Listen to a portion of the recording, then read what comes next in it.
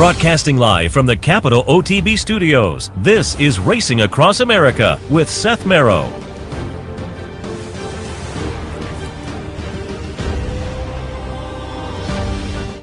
Good morning. Welcome to the Sunday edition of Racing Across America. I'm Seth Merrow. Thanks for joining us. Thanks to our friends at Gulfstream for their sponsorship of this program, some of the other programming and events here at Capital OTB. We appreciate their sponsorship during their championship meet. They had a couple of stakes yesterday, washed off the turf, but kind of one of them was notable to us up here because Ladies Island won the off the turf Ladies Turf Sprint, which was no longer on the turf, but Ladies Island was more dirt meant anyway. Ladies Island owned by Rich Averill and Matisse Racing, Paul Matisse, Duke Matisse and company, and trained by Georgina Baxter. I said it yesterday, Ladies Island sticks in my craw a little bit because of the second place finish in the Honorable Miss up at Saratoga, which cost me some contest money. I had a nice little double going with that one in the stretch. I thought she was going to get it done, just couldn't, but won yesterday, won the previous start down at Gulfstream too, the Sugar Swirl.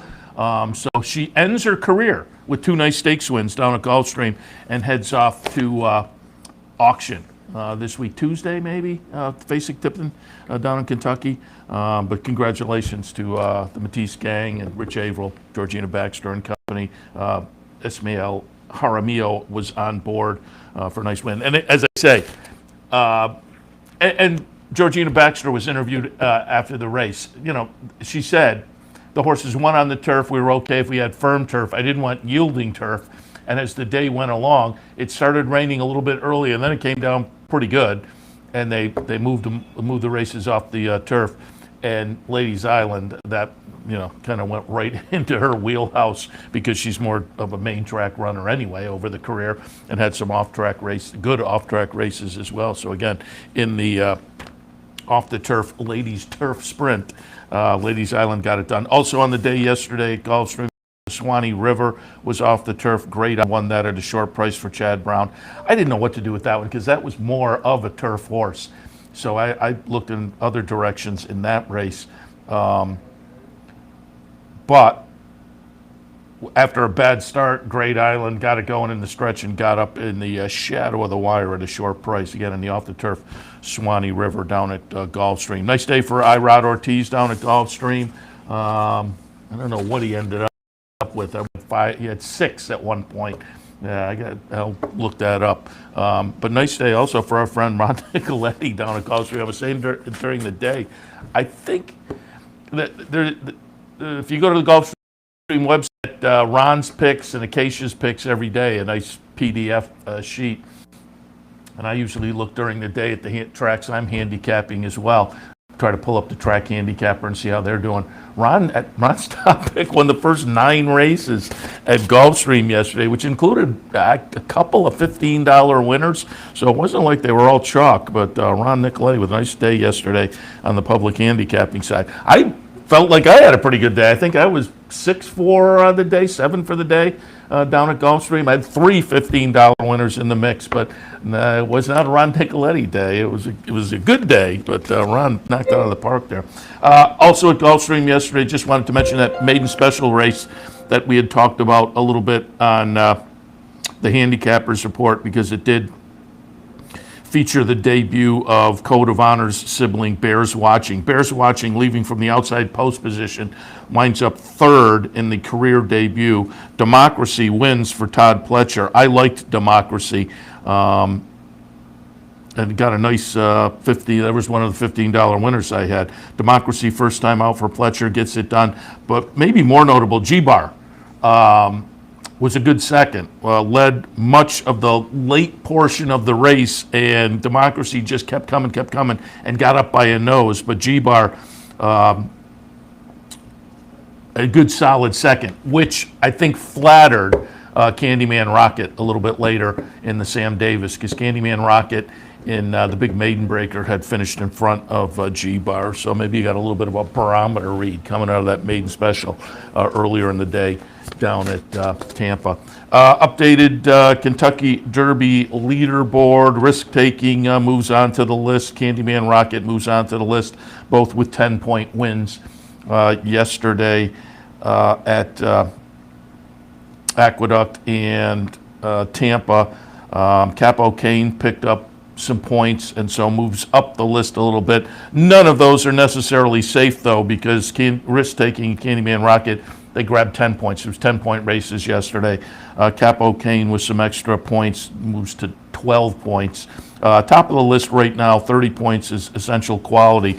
But we move into, I'm just looking, we have 3 more 10-point races left. The El Camino Real at Golden Gate, the Southwest at Oaklawn, and the Battaglia at Turfway, February 13th, 15th, 26th. Those are still 10-point races. But then we move to the higher value where it's going to start to become a lot more important.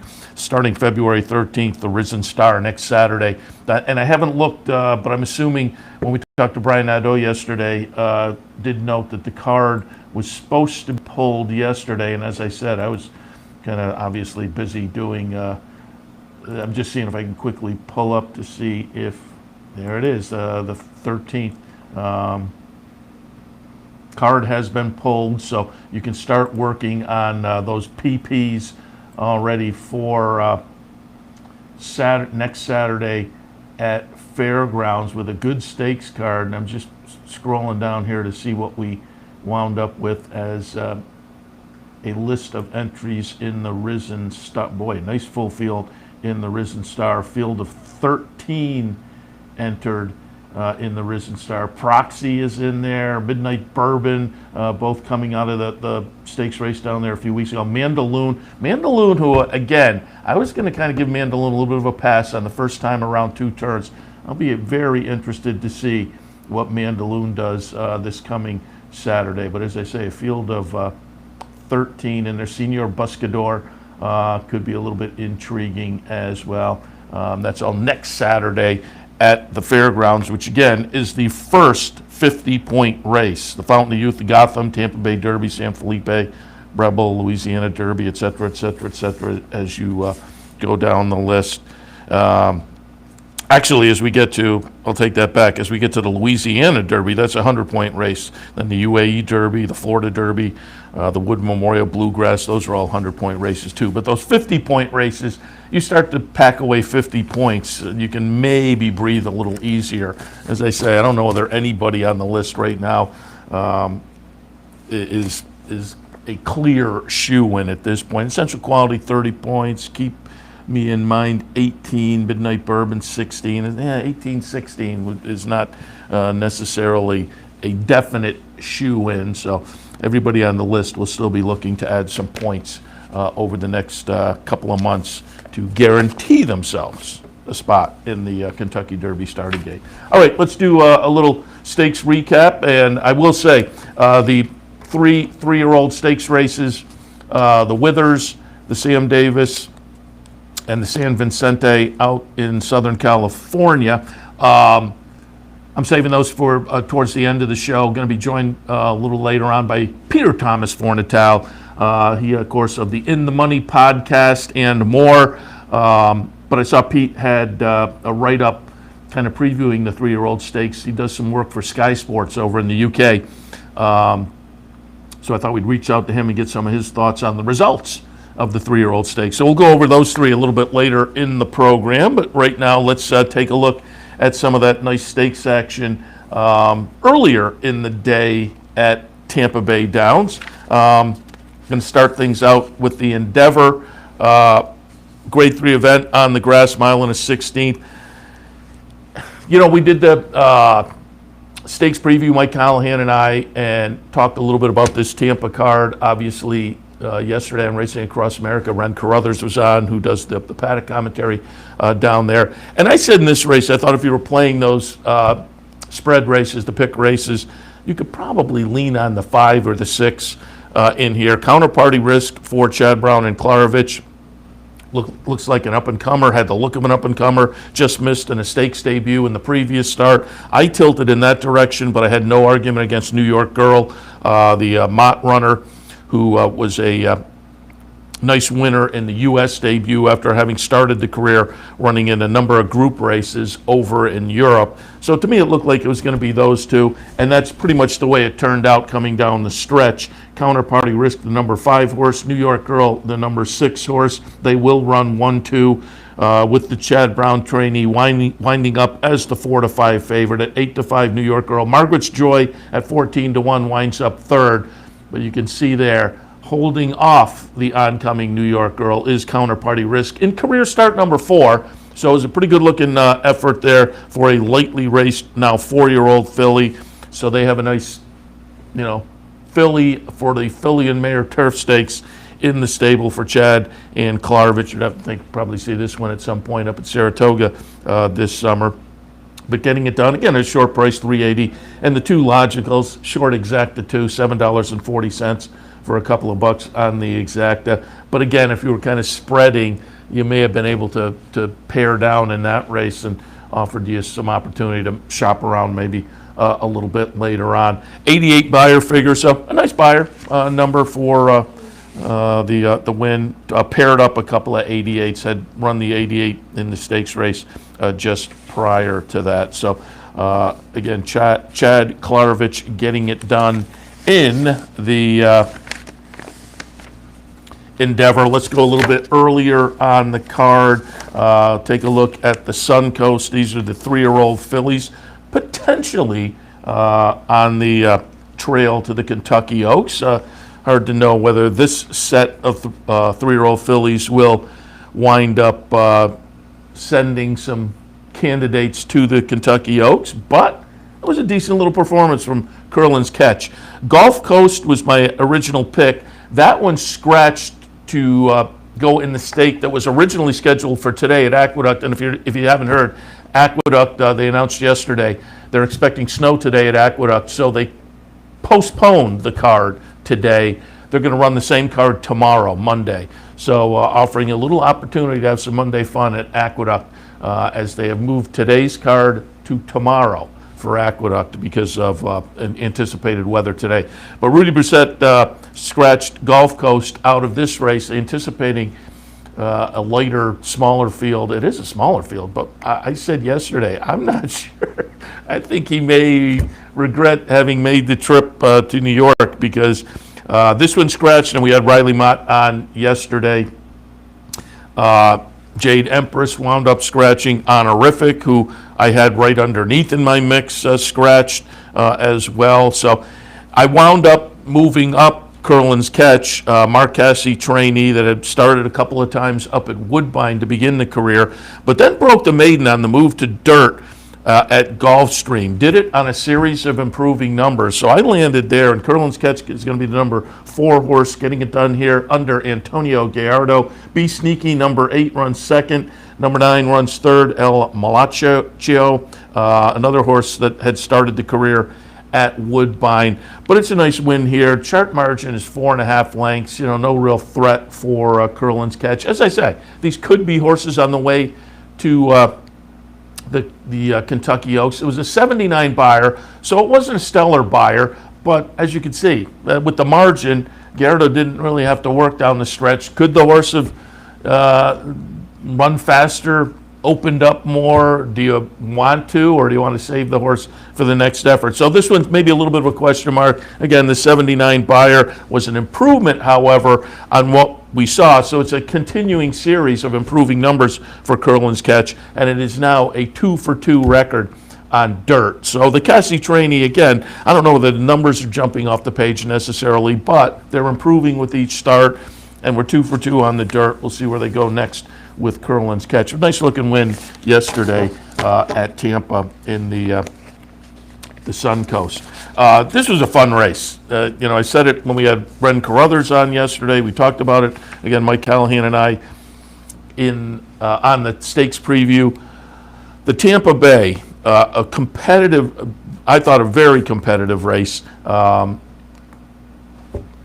where I think you could have made cases for quite a few in here, but I wound up landing on Eons And I thought Taught or Listen was interesting too. And I showed on the handicaps, or on the stakes preview, their last race. They were both coming out of an optional claiming event where Talk or Listen had won, Eons had run second, right here at Tampa. And they were long prices on the morning line, and I was curious to see if that would hold up, and it did. Eons, my top pick, was 19 to 1. Talk or Listen was 16 to 1. They're going to wind up second and fourth. Eons makes a nice late run. In the third spot, I had Get Smokin', who I thought was going to be the Catch Me If You Can horse, but Get Smokin' early wound up letting Proven Strategies go out and take the lead. Get Smokin', clever ride from Junior Alvarado. Get Smokin's the number 3, and he had taken over going into the turn. As I said, a horse that typically is a need for the lead type, just kind of sat and stalked, made the move on the turn, then gets the jump on them in the stretch. But my top pick, 19 to 1, Eons, the number 8. Nice late run to be second. Number 2, Admission Office runs third, and Talk or Listen, the other price horse I thought was interesting, winds up fourth in there. So I was pretty happy with the results. I had played up, boxed up a little exactly. You know, it was my top pick and my third pick over the top pick, boxed them up a little bit. Got $150 plus for the exacta for a couple of horses that I thought were logical. But as noted, it was a competitive race. It was a big full field, and you were getting value all over the place. So it was the kind of race where you could have played around a little bit, had some fun, and you wound up with a fun result. Certainly there in the Tampa Bay at Tampa, the self-named Tampa Bay at Tampa. So again, nice result there for me. Hopefully you were on board as well, because it was not a reach. I mean, Get Smokin', talented front runner for Tommy Bush, who had won the Hill Prince 2 starts back October at Belmont. And you know, you got a little bit of a price on that one too at 4 to 1. You got a $10 mutual on a nice graded stakes winner, New York-based graded stakes winner for Tommy Bush, coming off some good workouts at Palm Meadows. January 19th, a 56 and change workout down on the turf at Palm Meadows. And it just finished a close-up fourth in the Hollywood Derby after leading most of the way. But again, it was a crafty ride from Castellano with a horse that seems to really want the lead, to say, nah, if somebody's going to go out there really push it like that, I'll sit back and make my move. And as I say, I was up close enough to get the jump on the rest of them. Nice 95 buyer figure there for Get Smokin' to get it done. But as I say, nice second place finish from Eons. All right, also want to look on the, talked a little bit about the 3-year-old fillies at Tampa. Over at Santa Anita yesterday, there was also some 3-year-old filly action, which potentially, again, plays into the Oaks moving along. It was the La Virginess yesterday, and Moonlight D'Oro is going to go off as the second choice at 6 to 5. Calypso, even money favorite as the 2-horse in here. And it will be Moonlight D'Oro for Richard Mandela, number 3 horse, coming off a maiden breaker over at Los Al. But again, a nice series of improving numbers for Moonlight D'Oro. Validated that win to break the maiden by winning here, chart margin of 1.5 lengths. Calypso for Bob Baffert runs second, and Moraz runs third. Nice win, though, for Moonlight D'Oro in career start, number 4, stakes debut. Has now paired up a couple of day-late wins, stretching out the mile at Los Al last time and the mile here in the Las Virgenes. So you'd have to think this horse becomes, again, a runner in the conversation for the Kentucky Oaks a little further down the calendar. And finally here on our stakes preview, take a look at the King Cotton at Oaklawn. Fun little sprint stake yesterday, $150,000. Track was sloppy. They had some weather at Oaklawn. Favorite in here is going to be the number 3 Flagstaff for John Sadler, coming out of a second place finish in September in the Santa Anita Sprint Championship. So there was a little bit of a layoff to contend with Flagstaff. Boldor is a horse I've liked throughout the career. Started the career with a couple of nice races with horses that seem to have promise. This horse seemed to have promise. And in the Steve Asmussen barn, it's pretty much lived up to it. I mean, the win yesterday is career win number 5 in career start number 14, over $250,000 in the bank. So hasn't been a superstar, but has been clearly productive and productive at the stakes level of performances. Was coming out of a stakes win most recently at Delta Downs, but got a little overlooked yesterday. I mean, it's an Asmussen runner coming out of a stakes win. Boldar's the number 5 here, who's going to grind it down on the outside. Just keeps coming. At 9-1, running second, Seven Nation Army. Mr. Jägermeister, the number 6, runs third. But again, pulls away the chart margin eventually a length. As mid-stretch, you wondered, was he going to get in gear? And just kept grinding, and then pulls away, as I say, to get it done by a length at $21.60. So, again, Asmussen with a good, proven stakes quality runner coming out of his stakes win down at Oaklawn, get $20 plus. That was a nice win for Boldor. And we'll see, they have a nice series of sprint stakes down there at Oaklawn that you would have to think are on the radar for Boldor going forward. He probably winds up button heads, though, at some point with Whitmore, which may be a little bit tougher. But it was a 100 buyer yesterday on an off track for Boldor. So, again, nice performance there. Nice stakes action yesterday. We anticipated at the beginning of the day with the great stakes action at Tampa Bay, played out that way. Even the 2 stakes at Gulfstream off the turf were fun. Again, Ladies Island with kind of local connections that are easy to root for.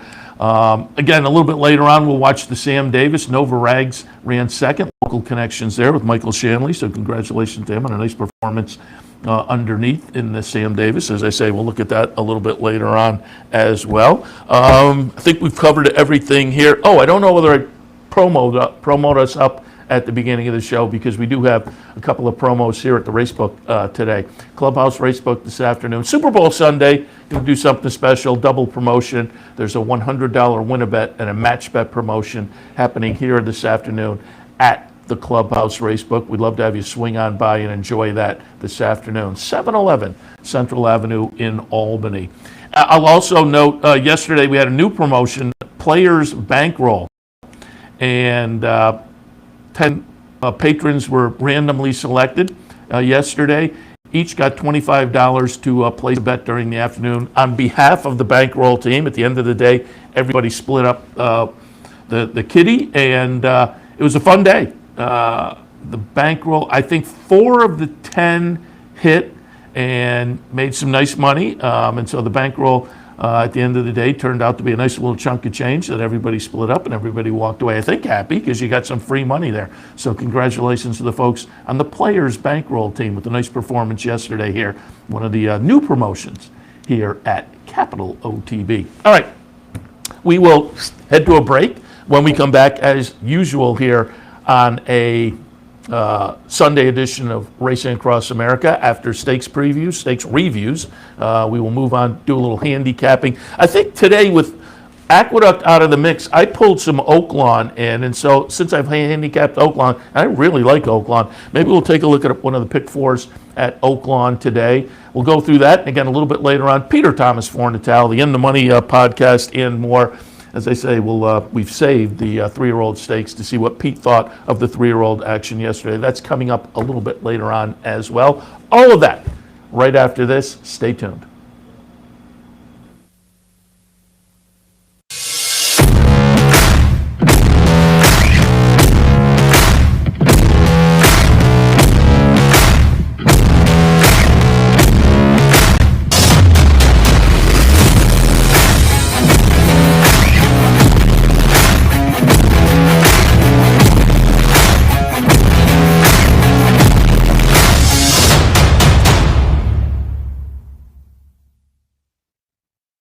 Where's the best place to find your favorite teams, your favorite food, daily drink specials, and wagering on live horse racing? Legends Field Sports Bar, 711 Central Avenue, Albany. Get your game on day or night with 75 flat-screen TVs, tournament-style pool tables, a private banquet room, and live horse racing. So if someone asks you, where's the best sports bar in the capital region? Tell them Legends Field Sports Bar, inside the Clubhouse Racebook, 711 Central Avenue, Albany.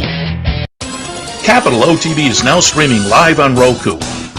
The RTN Racing channel on Roku lets you watch OTB TV live through your Roku device or your Amazon Fire Stick, rather than being limited to computers and mobile devices, which means you can now watch OTB live wherever you are. Simply open Roku, scroll to find the RTN channel, then click on OTB TV. OTB TV on Roku. Try it now. Welcome back to Racing Across America. Super Bowl Sunday. Should be a good game. As a former quarterback myself, I mean, back when I was a kid,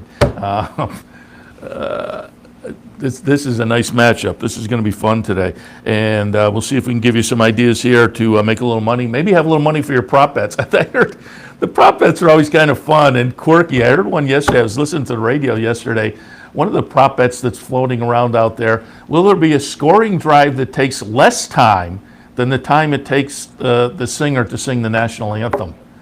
Where'd they come up with that one? But I think I'd jump in. I would say no. I think, although national anthem is about maybe a 2-minute song, you could have a scoring drive. Yeah, I mean, you get an interception or you get a fumble down within the 20-yard line. Yeah, you could get your drive under 2. Maybe it's more interesting than I first gave it credit for, the national anthem time prop bet.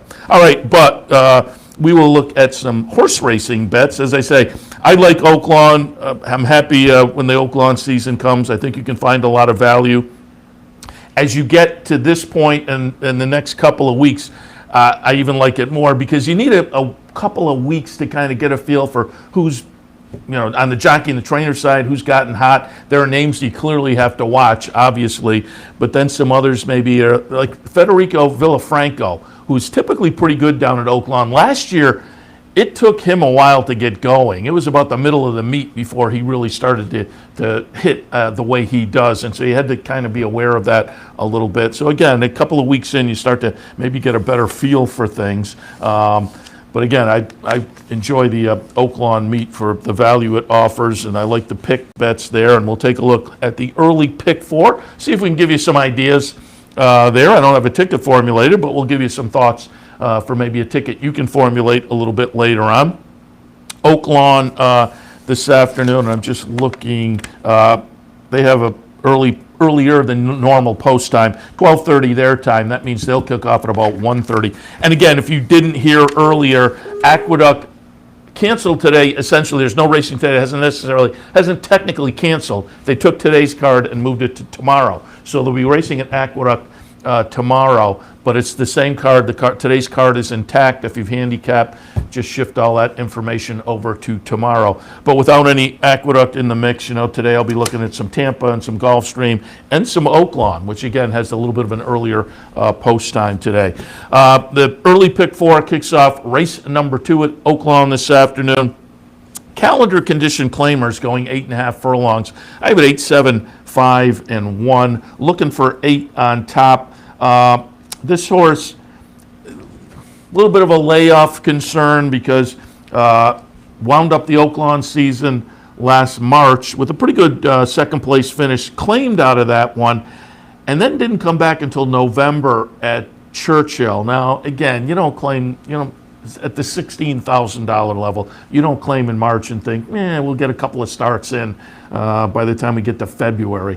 You're looking for a little more activity. But the comeback in November was okay. The horse has shown an affinity for Oaklawn. The workouts aren't necessarily jumping off the page. I just thought there was enough there, particularly compared with this field, where I'll tilt slightly in that direction. Second slot, I'm going to go with Kurlov. This is a horse that also has done well in the past at Oaklawn. Most recently, early December, was on the synthetic up at Turfway, was claimed out of that race. Limited sample, but the trainer's okay off the claim. But another one I thought, okay, I think class-wise and just with this field fits. Meistermind, I may kick myself that I didn't use this horse a little higher up, though. This is a horse moving into the barn of Robert T. Diodoro. He's one of those aforementioned trainers that you have to watch at this meet, and he clearly we're a little ways into the meet now, and he's doing very well. But I just moved this horse down a little bit in that hasn't been seen in well over a year, early last January, out in Southern California. But it is Robertina Diodoro. There is a steady string of works, so I have that one in the mix as well. Wagon Boss could be an interesting player off the claim earlier in the meet at Oaklawn, a little move up off of that.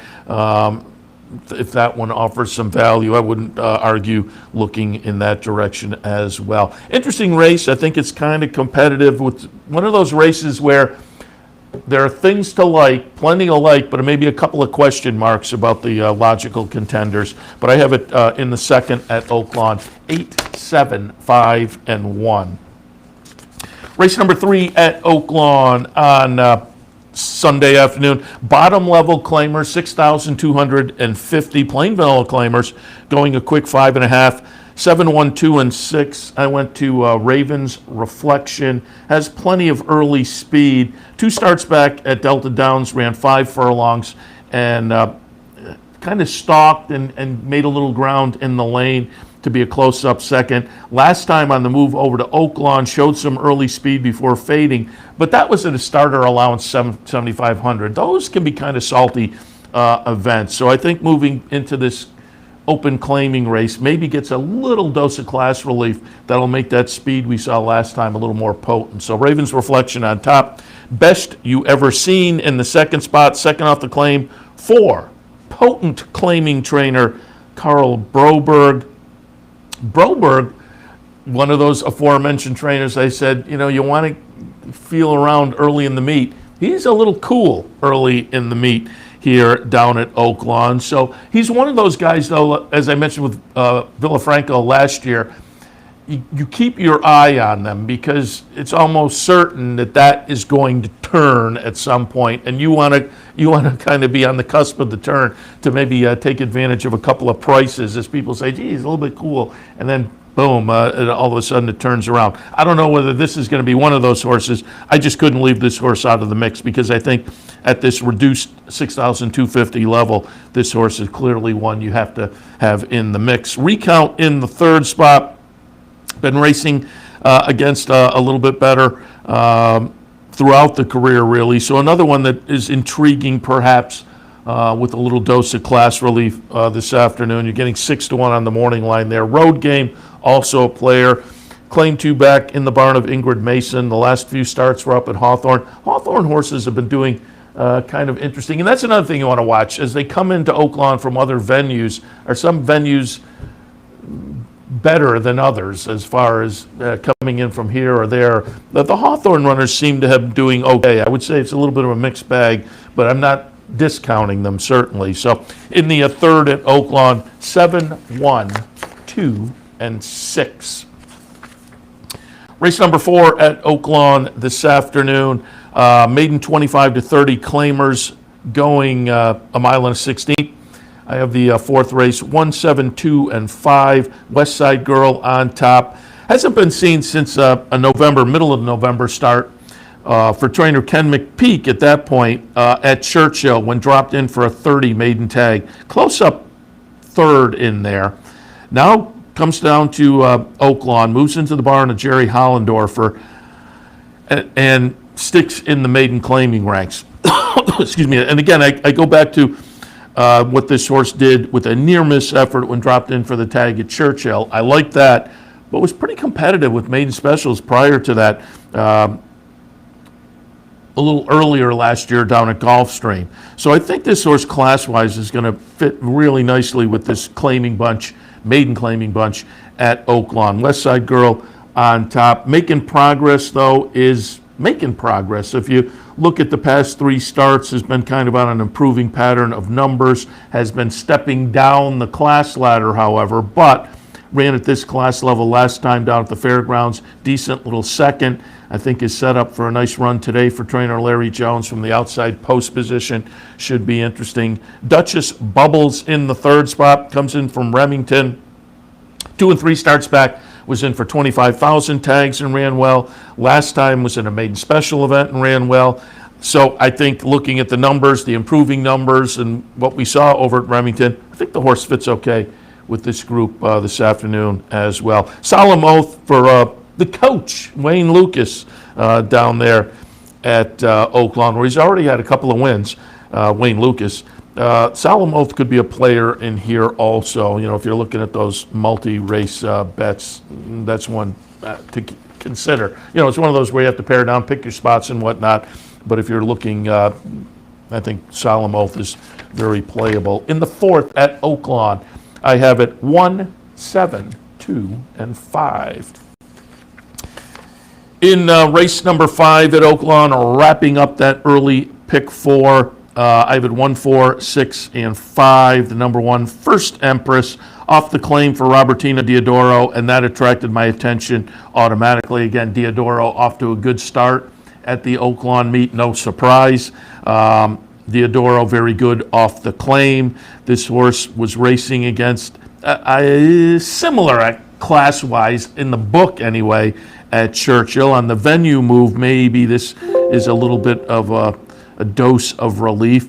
Beaten favorite last time, and again, moves into the Diodoro barn off the claim. Class-wise, stacks up nicely with this group, so just makes sense. First Empress on top. Forever Noah in the second spot. You have to draw a line through the last race. It was an off-the-turf sloppy track at Indiana Grand, and it's such an aberration as compared to the other races just underneath, and I have to think the sloppy track played into that. Now, that said, it was an off track yesterday at Oaklawn, and you have to look at the weather again today, and if it turns out it's off going again today down at Oaklawn, maybe you downgrade Forever Noah a little bit. Although sloppy tracks are different at different tracks, the races just before the last race are clearly good enough to put Forever Noah in the mix here. So again, it's one of those, maybe you look at the board and you look at the track condition and go from there. Third spot, Fancified. 2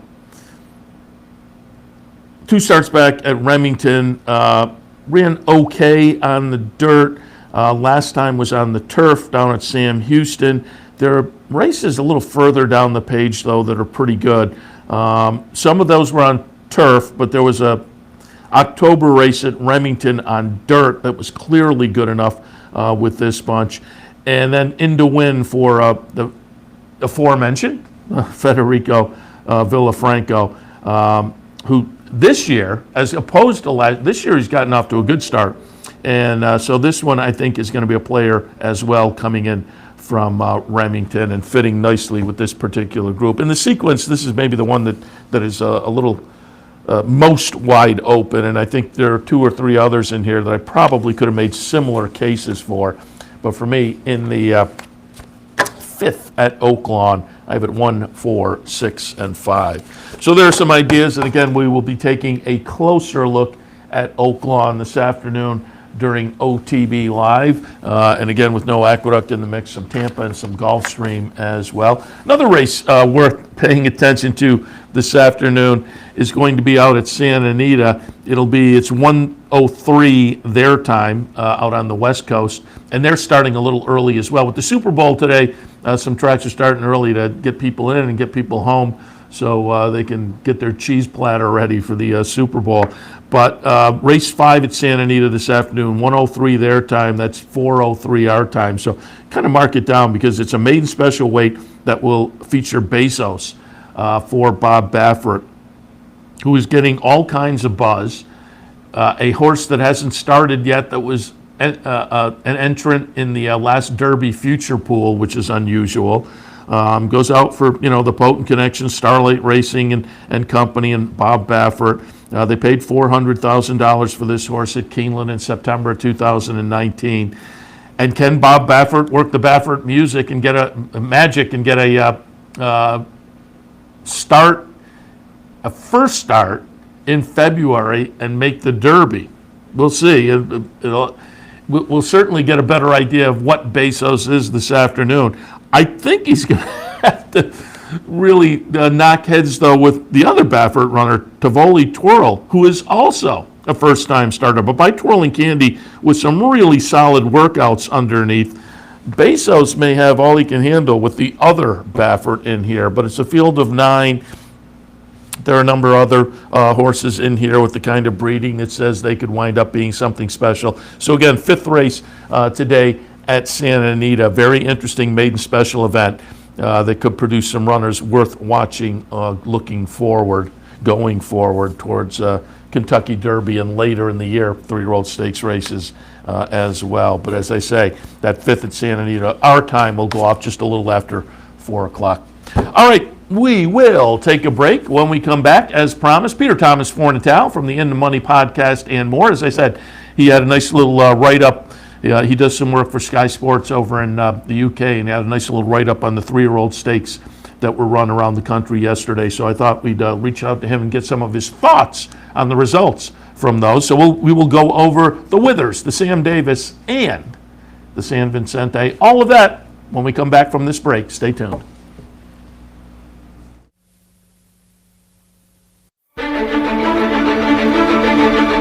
Horses racing, people betting. It's been going on since before the Roman Empire.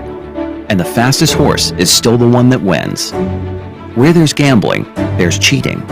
That hasn't changed either. What has changed are the tools used to combat doping and cheaters. Today, professional horse racing operates under an aggressive anti-doping program, testing labs on par with the Olympics, and standards tougher than human sport. For 85 years, the Association of Racing Commissioners International has fought for safe horses and honest sport. ARCI standards form the basis for the rules of racing. Today, they call for a new expanded program to protect all horses, young and old. To join with them or learn more, visit arci.com.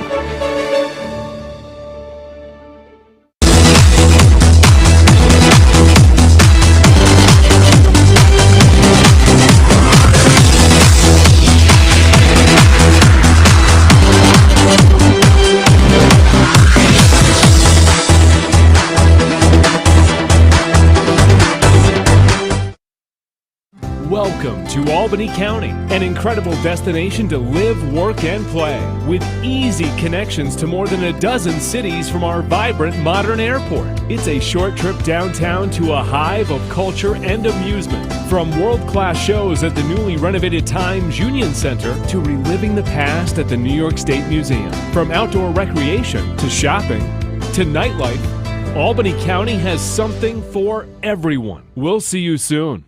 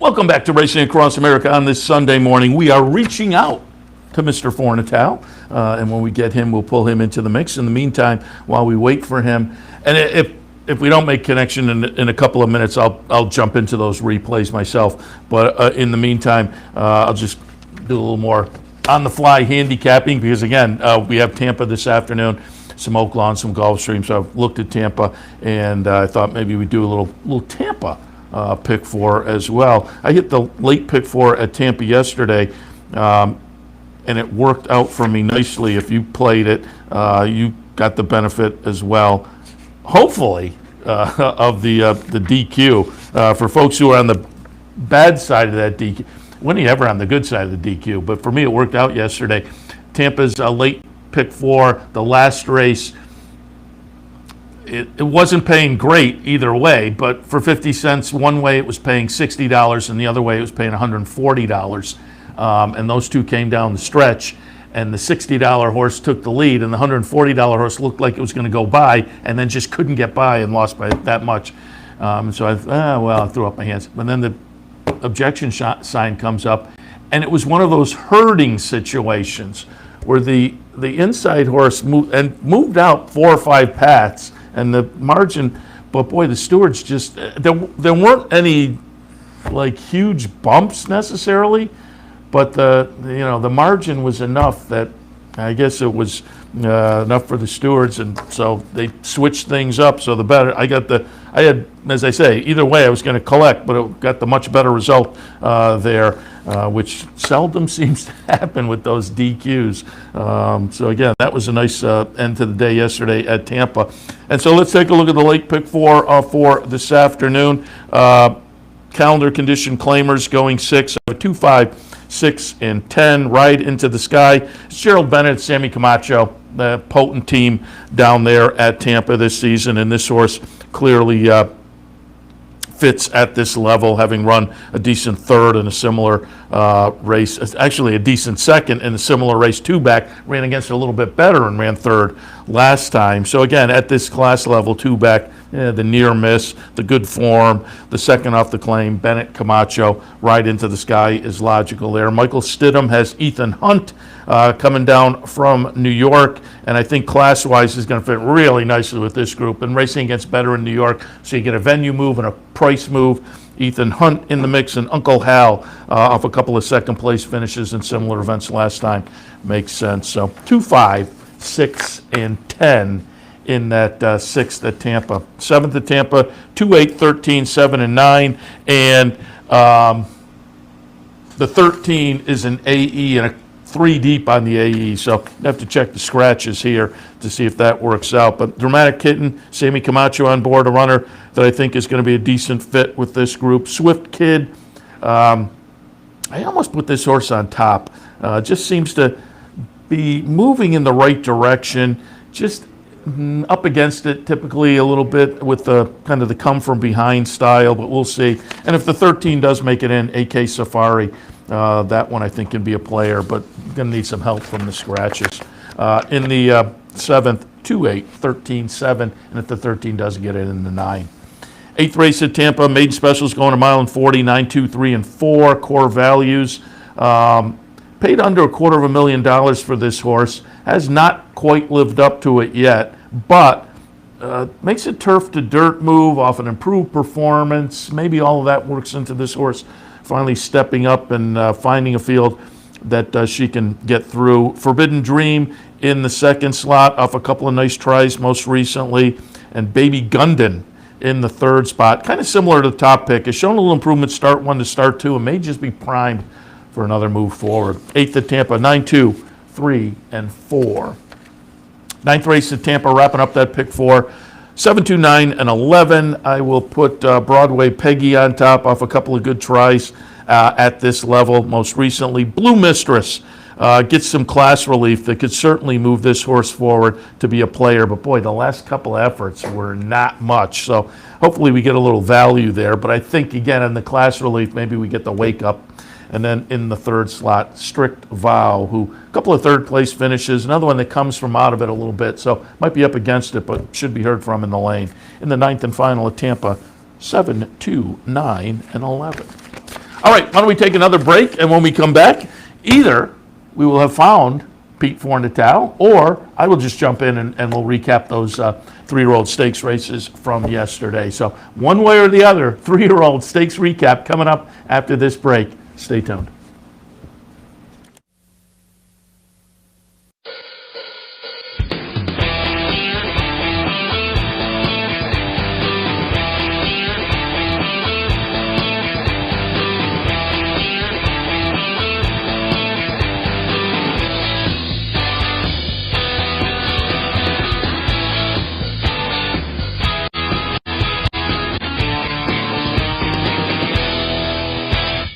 Having trouble finding us? It's actually quite simple. Whether online or on your TV, it's never been easier to watch and wager on championship horse racing with Capital OTB. Simply log on to capitalotbbet.com. There you can watch our morning shows, live stream races, and wager on our state-of-the-art wagering platform. You can also watch from the comfort of your home on Spectrum Cable Channel 1250 or Fios Channel 467, and win more with Capital OTB. Birdstone is an outside front. They're coming down to the finish. Can Smarty Jones hold on? Here comes Birdstone. Birdstone surges past. Birdstone wins the Belmont Stakes. In front, but here comes High Chaparral. High Chaparral, the defending champ, to take it to Bob. These two arch rivals hang ahead with Joe Hart bearing down on them. It's going to be a 3-horse photo finish in the turn. Here's the wire. Photo finish. Welcome back to Racing Across America. We will catch up with Pete Fornatale in the future. Could not make contact with him this morning. Texted back and forth last night, but as I say, we couldn't get in touch this morning, so we will plug him in the future, probably somewhere along the Derby Trail, get some of his 3-year-old thoughts going forward. But nice 3-year-old action yesterday. Again, Aqueduct, Tampa, Santa Anita, and let's start out at Aqueduct in the Withers. I liked Risk Taking, and Risk Taking eventually went off as the favorite. I was curious because Capo Kane was coming out of the win in the Jerome, and I was wondering, a little bit of a lesser-known group connections. Would that factor into the betting public, or would the win in the Jerome overwhelm that? And you had this horse going against, lesser-known connections, facing a Chad Brown runner that was going to be live, a Todd Pletcher and Donegal Bay that was going to be live, Risk-Taking for Chad Brown and Klarovich. So I was attracted in that direction. Off of the first couple of the starts were just disappointing, and then stretched to 2 turns, and so it's hard to know, did the light bulb go on? Chad Brown in post-race comments kind of credited his team, saying a lot of different people have worked with this horse and got this horse in the right spot. But finally, in career start number 3, broke the maiden first time around 2 turns. So maybe just appreciated the distance or figured it out. Whatever it was, off of that main breaker, I liked Risk Taking. Risk Taking is going to be the number 5 horse here in the Klarovich colors. You see making a nice sweeping move there under Eric Cancel.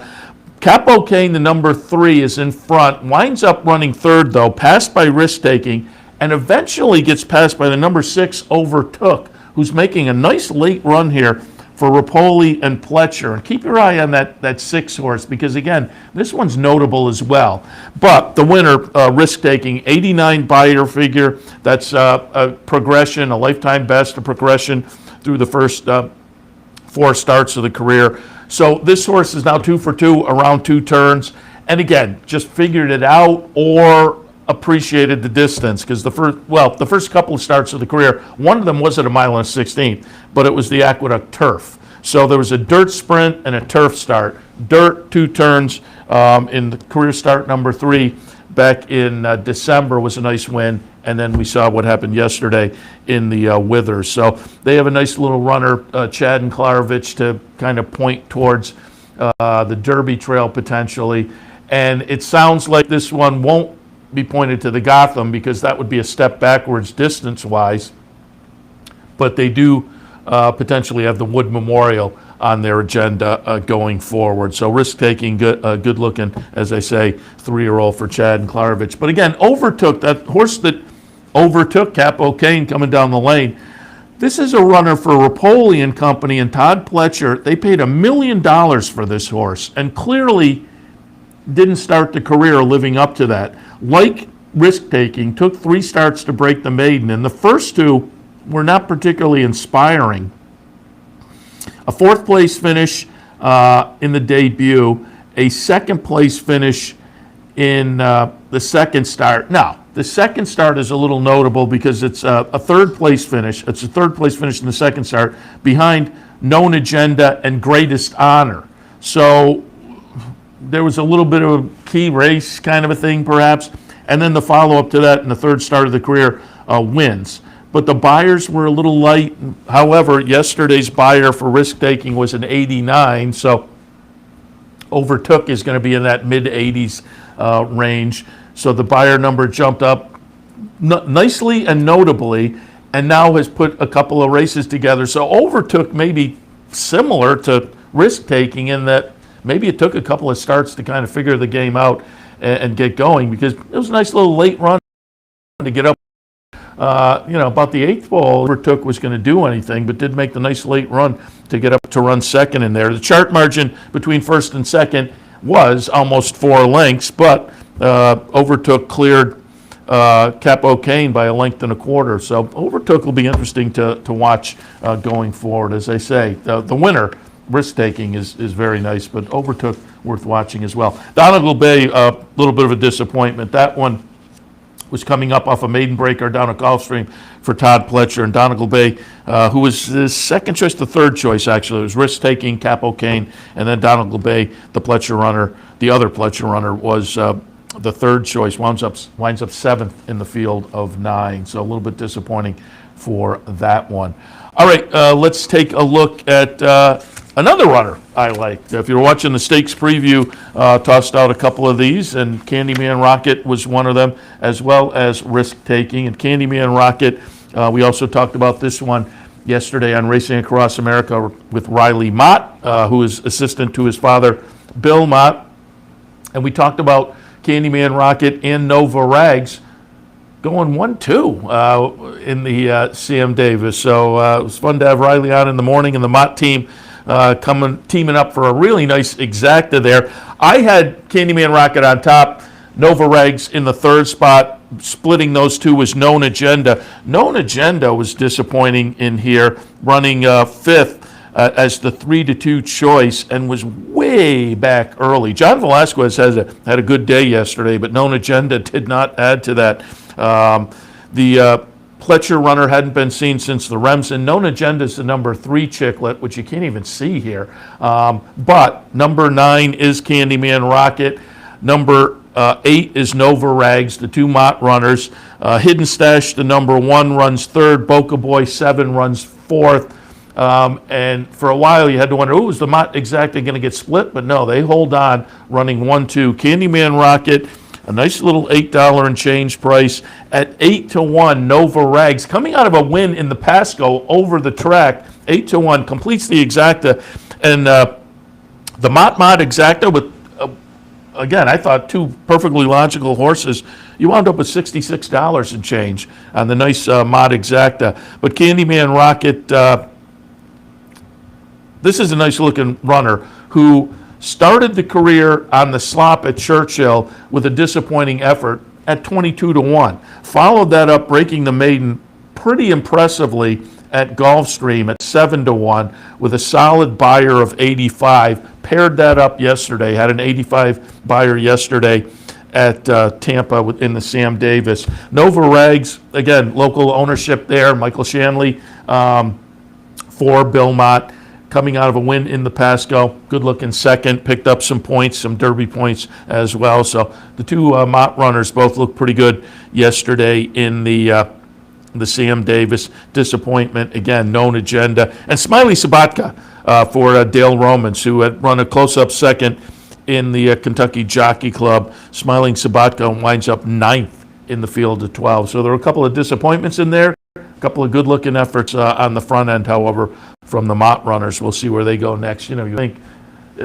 both horses now with some nice experience over the track, you would think Tampa Bay Derby probably out there as the next possible start for one or both of those runners.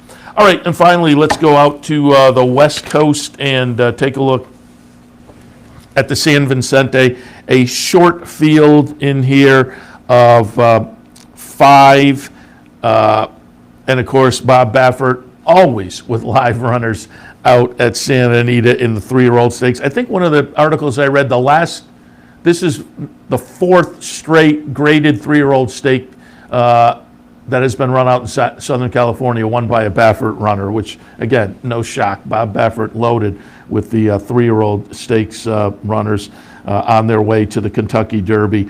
But as we watch, it will be the number 6 Concert Tour getting it done for Bob Baffert. Freedom Fighter, the number 1, runs second for Bob Baffert. Running third is the Chosen Vron. But it's Baffert running 1-2. Concert Tour coming out of a nice-looking maiden breaker at Santa Anita back in the middle of January. Gets it done very nicely. That was 6 furlongs, stretches to 7 furlongs here. Chart margin half a length over stablemate Freedom Fighter, who is also coming out of a maiden breaker, albeit for this one, that was going back to Del Mar in the very early part of August. Nice string of workouts underneath for Freedom Fighter. You know, as a comeback effort, that was a good-looking try. So 2 more really nice 3-year-olds in the Baffert barn, certainly. And the article I was reading, the follow-up article in the DRF, I said something like, it's hard to know where these will go next. Because, and I forget how it was worded, but it was essentially, when you have this many 3-year-olds, how do you keep them apart? But then it said, but this is not Bob Baffert's first rodeo. So you would think some of those 3-year-olds will certainly show up down at Oaklawn. He's taken that path before. But Baffert with, once again, a live string of 3-year-olds on the way to the Kentucky Derby. All right, that takes us through yet another edition of Racing Across America. We appreciate your tuning in this morning. Again, appreciate also the sponsorship of Gulfstream Park, sponsoring some of the programming and events here at Capital OTB. One event I want to alert you to is on this Super Bowl Sunday, double promotion here at the Clubhouse Racebook. A winner bet and a match bet promotion. That's this afternoon here at the Clubhouse Racebook, 711 Central Avenue in Albany. One more reminder, if you're looking for Aqueduct today, they have postponed, expecting some snowy weather down in the New York area. They moved today's card to tomorrow. So not only if you're expecting Aqueduct, but more importantly, maybe if you've already handicapped, hold on to those thoughts because the card will be run in its entirety intact tomorrow, Monday at Aqueduct. A special Monday card at the Big A. So keep that in mind for racing not only this afternoon, but tomorrow as well. Without Aqueduct, again, be back in an hour or so with OTB Live for a Sunday afternoon. We'll look at a little Gulfstream. We'll look at some Tampa. I'll toss some Oaklawn into the mix. Should be a lot of fun. Had a nice day yesterday. Hope you were tuned in and took advantage of some of the thoughts. I always say the game plan is toss something out there that catches your ear, throw it into your mix, and then hopefully walk up and cash a ticket. And I think those possibilities were all around yesterday. We will see if we can continue with some lucrative and productive thoughts on this Sunday afternoon OTB Live. And as I say, they'll come up in about an hour or so. So we appreciate your tuning in this morning, as always, and we look forward to seeing you in just about an hour or so for OTB Live. Thanks again for tuning in. See you in a few. You're watching OTB TV, a service of Capital Off Track Betting.